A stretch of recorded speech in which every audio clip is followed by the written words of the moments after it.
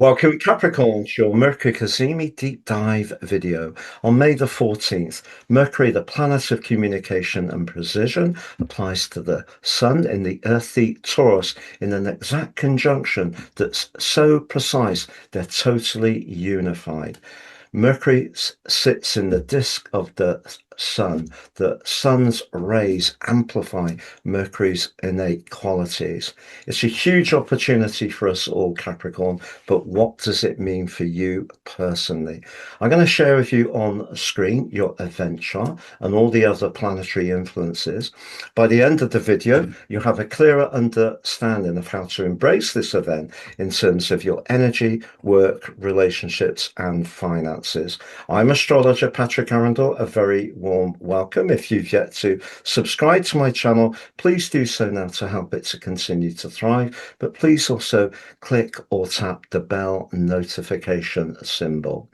If we go back to March the 7th, we had the first of six Mercury Cazimis this year, but Mercury was in retrograde in the watery Pisces, where it was detrimented at that time, known as an inferior conjunction.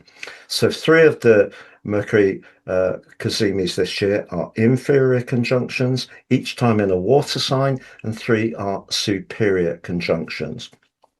But that was a particularly challenging period. Mercury moved into Pisces on February the 6th, went into its pre-retrograde shadow through the 21-day retrograde, then the post-retrograde shadow, and the whole process lasted into April.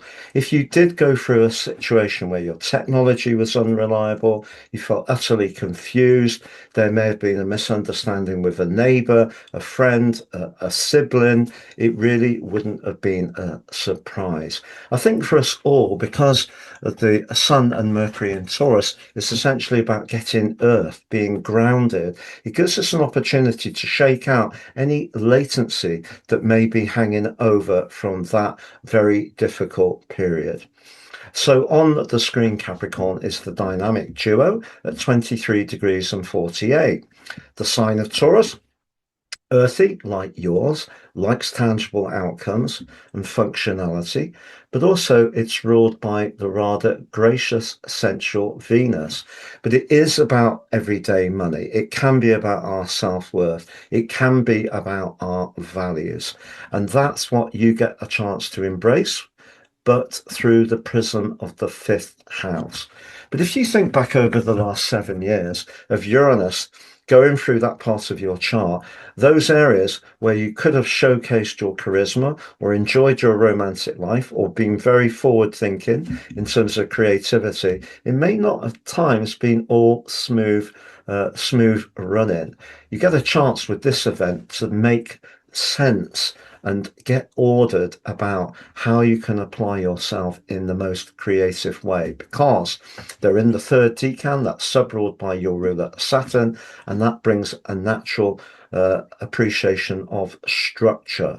So that structure can also be magnified by the buoyancy that the fifth house can bring. So it's a real opportunity for you. But the fifth house can be playful, can be fun, can be to do with entertainment and socializing, and it can be flirty too. So if there is someone you're drawn towards, the fact that Jupiter, the planet of fortune, is in a wonderful sextile to them, enhances this opportunity furthermore. Jupiter in this part of your chart through to the end of June hasn't had an easy journey over the last 11 months. The next weeks through to the end of May and the end of June are so much more positive. So it's a great chance for you to liven up what perhaps got bogged down, what went awry through those near to 10 long weeks across February, March, and April. But we do need to look at the other planetary players, not least Mars. Mars, because is forging a fantastic link to Venus. If we're thinking about desire, we're thinking about Mars. So if there is someone you fancy, Mars in Aries is very much about action, the thrill of the chase. But Venus in The vivacious sign of Gemini is very much about finding the words, but also the charm. So that's very strong. It's just for you personally, Mars is in the fourth house, which could see you needing to overcome perhaps some emotional resistance. And Venus being in the sixth house can be a little bit practical, but I feel that link of Jupiter to the Sun and Mercury is so strong. It is the overwhelming, most influential influence. Now, we also have the moon in a lovely link to Venus, which can be very charming and gracious.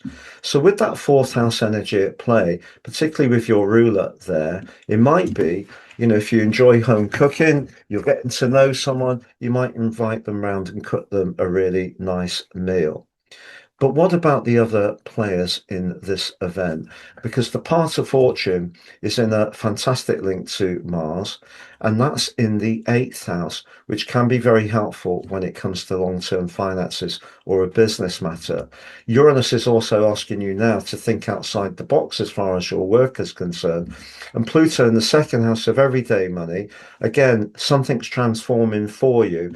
And the more you're open to different ways of doing things, the better. But Venus again suggests if you can communicate your message with graciousness, but also precision and a degree of personality, it will go down really well. But on the whole, a magnificent opportunity for you personally. I'm going to summarize those four areas of vitality, work, relationships, and finances next for you. But just to say, I've slashed the price of my personal horoscopes. You can get 3 for the price of 1, the life roadmap. Gives you an understanding of the patterns that are played out in your life so far, but also a much deeper understanding of how you can work with those energies future forwards. Free, your 12 months transits, and also your draconic soul karmic analysis. Please see below for more. If you've yet to watch your May monthly forecast, that's on the screen. If you're yet to watch your Uranus 78-year return Kazimi on the screen. If you'd like to work with me one-to-one, please see my testimonials below.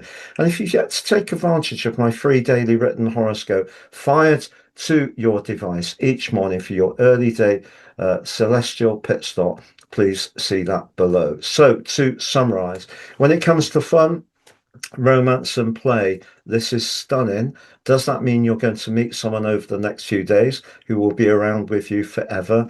I can't say that. What I can say is we've got an upcoming new moon, which is also going to be super positive for you. So the next few weeks is a time for you to be particularly proactive. And Mars is saying, do overcome any resistance that Saturn in the fourth house may be creating for you. When it comes to your financial situation, the position of the part of fortune in the eighth house and linking back to Mars is very helpful. Pluto in that second house, linking to Uranus, suggests if you're open to flex around the type of work you do, that also can be very helpful for you as well. As far as your physical energy is concerned, Saturn in the fourth house over the next few years suggests the more you work inwards, the more energy and vitality you will have. But I think that there's enough to like here with Venus linking back to Mars that if you do some playful exercises, join up with other people, do something that's a bit more sociable, that will be a great thing to do over the next few days. You can also download your free Kazimi, Mercury Cazimi factoid underneath this video too. Thank you so much for joining me. It's been a pleasure being with you. All the best and goodbye.